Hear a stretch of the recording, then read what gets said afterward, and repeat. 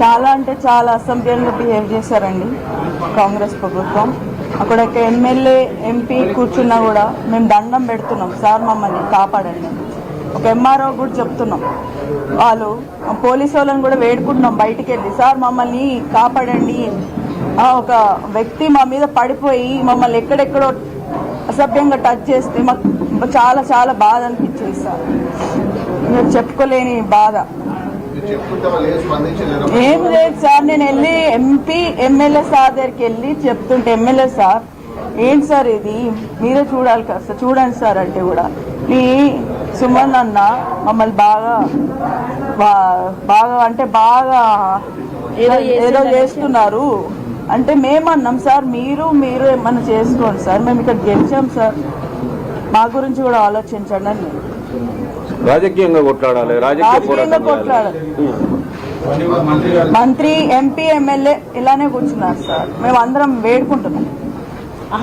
మేము ఎట్లా అంటే సార్ ఇక్కడ మేము మా అభ్యర్థిని సేవ్ చేసుకోవాలో, సార్లకు వెళ్ళి దండం పెట్టి వేడుకోవాలో, ఎంఆర్ఓ సార్కు వేడుకోవాలో, ఎంపీ మంత్రి ఉన్నారు వాళ్ళని వేడుకోవాలో, మాకు ఎట్లా అంటే అదొక అసలు ఏం జరుగుతుందో మాకు తెలియదు.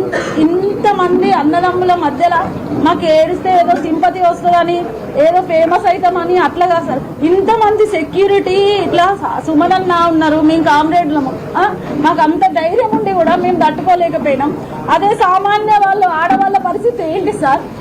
మేము ప్రమాణ స్వీకారం చేసినాం, కౌన్సిలర్లుగా ప్రమాణ స్వీకారం చేసినాకనే మా మీద ఇంత దాడి జరిగితే సామాన్య ప్రజలకు మమ్మల్ని నమ్మి మొన్న 22 వార్డులో మాకు ఓటేసిరు సార్, ప్రజలందరూ మమ్మల్ని గెలిపించారు. మేము మా రక్షణ మేము కాపాడుకోలేకపోతున్నాం ఈ ప్రభుత్వంలో. వాళ్ళకి ఏం రక్షణ ఇస్తాం సార్? మేము రేపు వాళ్ళకి ఎట్లా వెళ్తాం సార్? రేపు మళ్ళా పోలింగ్ పెట్టినా ఇదే పరిస్థితి జరగదని గ్యారంటీ ఎవరు సార్? ఎవరిస్తారు మాకు? మేము ఎట్లా వెళ్ళి ధైర్యంగా కూర్చుంటాం సార్? సరే ఇప్పుడు ఈ 6 ఉన్నాం సార్, సరే అదృష్టం మంచి ఉండి ఇంకో 4 మాలాగానే ఎవరన్నా పోటీ చేద్దాం, మనం కూడా ప్రజలకు సేవ చేద్దాం అనేసి మిగతా ఆడవాళ్ళు కూడా వస్తారు. అదే 10 మంది కూడా ఆడవాళ్ళు వచ్చింది అనుకో సార్, అప్పుడు మా పరిస్థితి ఏంటి సార్? అంటే మీరు ప్రజా క్షేత్రంలో ఉండే అక్కడ కూర్చొని ఎంఆర్ఓ సార్ మేము బతిలాడుకుంటే మేము మా గోస చూడలేక సార్ అని ఇంతమంది దండాలం పెట్టి చూస్తుంటే ఎలక్షన్ ఆఫీసర్స్ కొంతమంది వచ్చారు సార్ లోపలికి. అంటే మేము వేడుకునేది చూసి వస్తే మైక్ లో అనౌన్స్మెంట్ సార్, అధికారులు ఎవరు లోనికి రాకూడదు, బయటికి వెళ్ళాలి దయచేసి అంటే సార్ మరి ఆయన మా మనిషితో ఆయన మాట్లాడతాడు సార్, మీరు మైక్ ఇవ్వండి సార్, ఆయనకి మాట్లాడనియండి, మీరే మాట్లాడించండి. ఆయన ఏం మాట్లాడతాడు? ముని అన్నతో ఏమో మాట్లాడతాడట, మరి మాట్లాడించండి సార్ అంటే 2 నిమిషాల్లో టైం ఇస్తున్నా, మీరు ఏమన్నా చేసుకోండి, ఎలక్షన్ క్యాన్సల్ అని చెప్పేసి సార్ వెళ్ళిపోయాడు. కనీసం మేము లేడీస్ సార్ అక్కడ మాకు ఏం సెక్యూరిటీ లేదు. వీడియో ఏం జరిగినా సార్ రేపు ఏదన్నా చైర్మన్ కానీ వైస్ చైర్మన్ కానీ లైవ్ లో జరుగుతూనే మేము వెళ్ళగలుగుతాం సార్. అక్కడ ఏం జరుగుతుందో కూడా మాకు తెలియట్లేదు.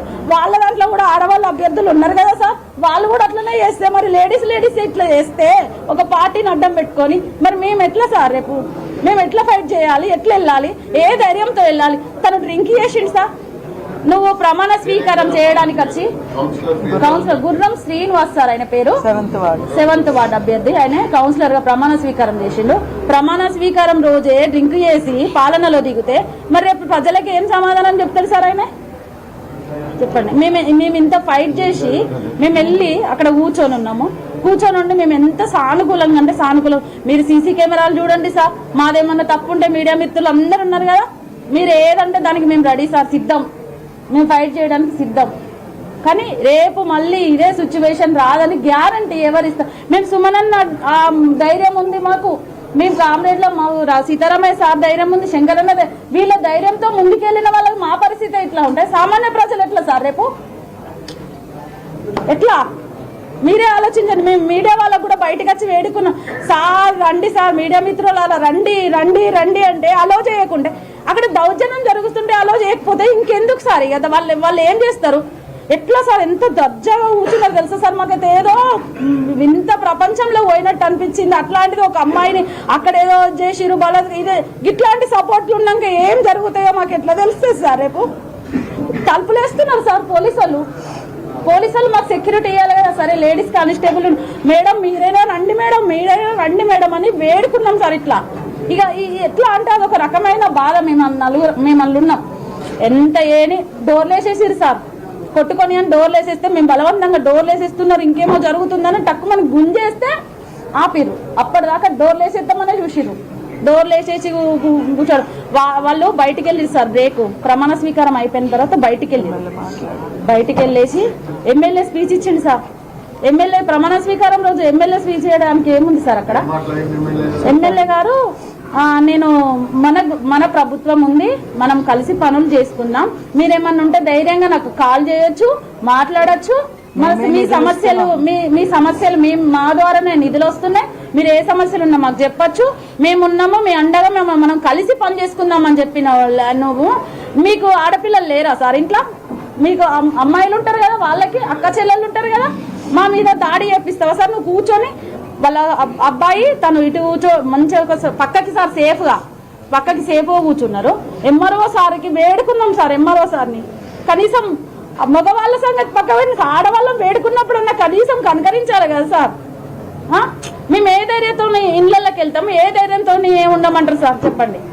మా ఇండ్ల మీద దాడులు జరిగాయని ఏం గ్యారంటీ? రేపు మమ్మల్ని ఎవరు బెదిరియడానికి ఏం గ్యారంటీ? మా ప్రాణాలకు ఎవరు గ్యారంటీ సార్? రేపు మేము ఒక్కరం బయట తిరగడానికి ఏమన్నా రైట్ ఉందా చెప్పు? కౌన్సిలర్లకు గెలిచిన వాళ్ళమే మేము ఇంత బాధపడితే సామాన్య ప్రజలకు వీళ్ళు ఏం మెసేజ్ ఇస్తున్నారు సార్? స్పందించలేదు సార్. ఇట్లా వాళ్ళు అంటే వాళ్ళ హోదా ఉంది కదా సార్, ఇట్లా కూర్చున్నారు సార్. కనీసం సార్ చూడండి సార్ ఏమో అవుతుంది ఇక్కడ, చూడండి సార్ అని వేడుకున్నాం సార్. అందరం పోయి అంటే ఇక్కడ మేము మా పర్సన్ ని కాపాడుకోవాలా లేదంటే అక్కడికి పోయి ఇక్కడ దండం పెట్టాలా మాకేం అర్థం కాని పరిస్థితుల్లో కూడా వెళ్ళినాం సార్. వెళ్ళినా కూడా వాళ్ళు రెస్పాండ్ కాలేదు, ఎవ్వరు రెస్పాండ్ కాలేదు. అక్కడ ఉన్న అధికారులు మాత్రం కొంచెం స్పందించి లోపలికి వస్తే వాళ్ళని బయటికి పంపించేసారు. మాకు తెలుసు తీసిరు సార్. గొడవలో ఏం జరిగిందో మేము కావాలి కదా.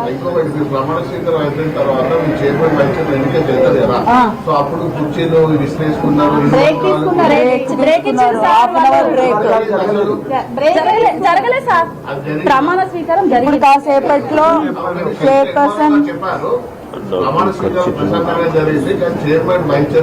లేదు సార్. ఇరువర్గాలు కుర్చీలతో దాడి చేసుకుంటారు, కుర్చీలు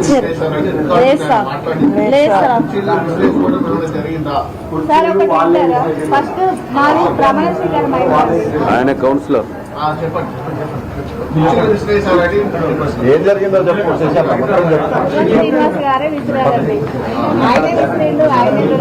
అక్కడ జరిగింది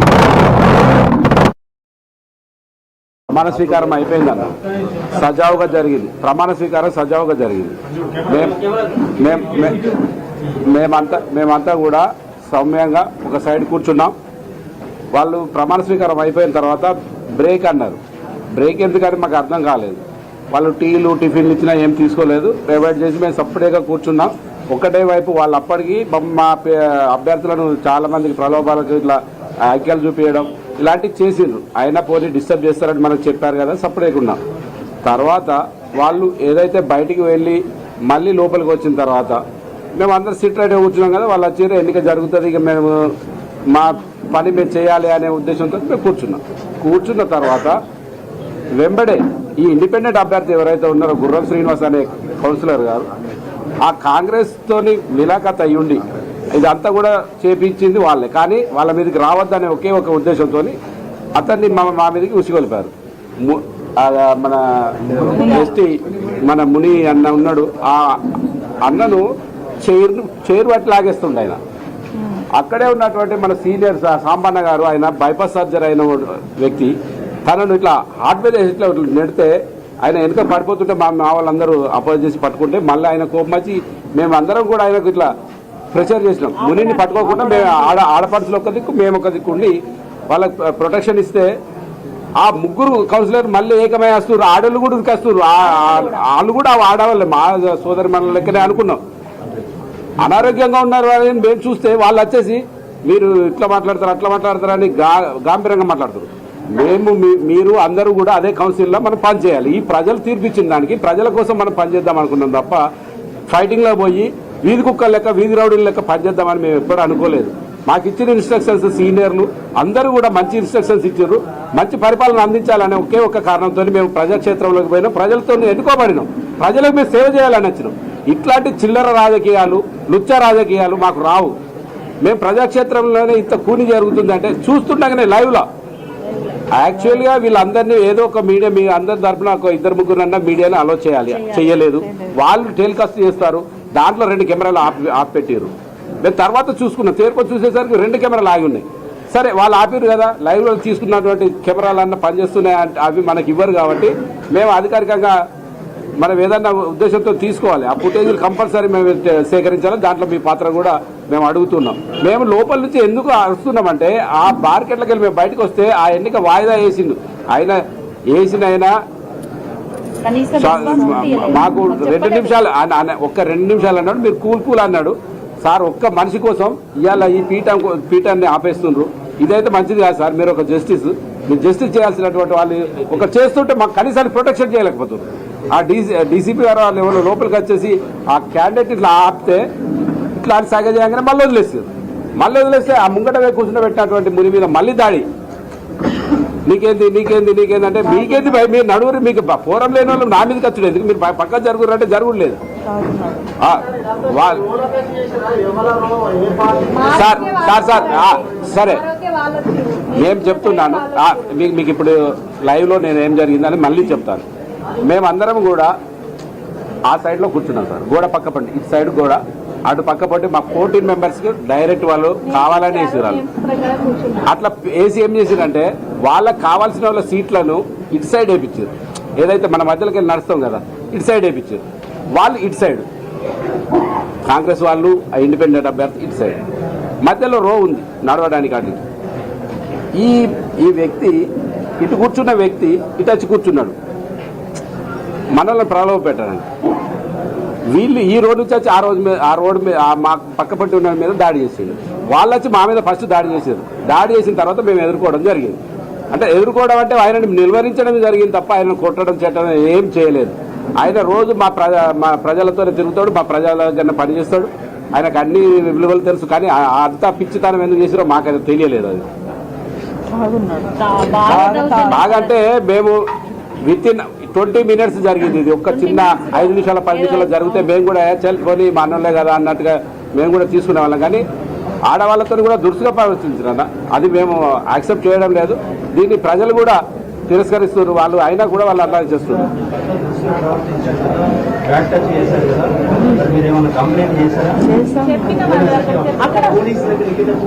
ఏం చేయలేదు సార్. మేము బయటకు రావడం ఇప్పుడు వచ్చినాం కదా,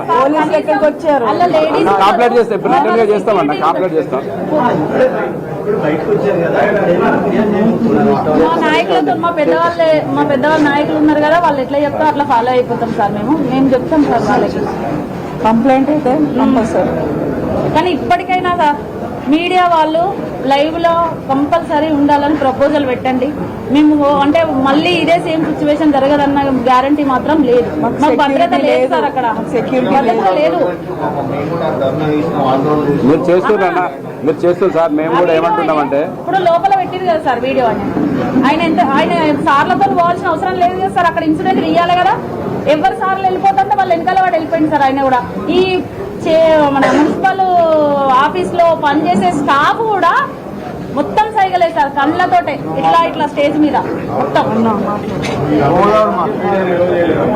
అదే సార్ ఏంటంటే ఈరోజు వాయిదా వేయాలనే